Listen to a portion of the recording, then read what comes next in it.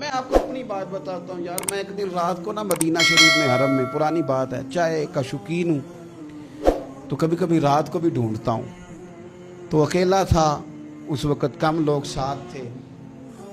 تو رات کے وقت نا میں طیبہ مارکیٹ میں 2 بجے تھے، مجھے امید نہیں تھی، پر مدینہ شریف جگہ ایسی ہے کہ آپ نے دل میں سوچنا ہے، کہنا کچھ نہیں، دل میں سوچنا ہے، کہنا بھی نہیں، اتنا کون، اتنا نہیں موقع دیتے وہ کہ تمہیں کہنا پڑے،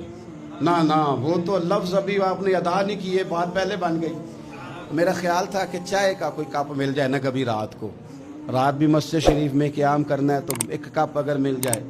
تو میں طیبہ مارکیٹ میں چلا گیا تو 2 بجے ہوئے رات کے، تو ایک شیخ بڑا حسین چہرہ، بڑے خوبصورت،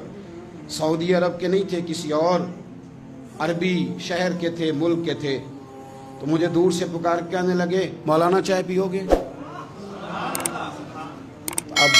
لباں تے موراں لگیاں، بولن دی جاچ ہی بھول گئی، اوتھے زباناں تائیں کھولن دی جاچ بھول گئی، مدینے جا کے اتھرو میرے سوال بن گئے، تے قدماں نو چم کے روڑے ہیرے تے لال بن گئے۔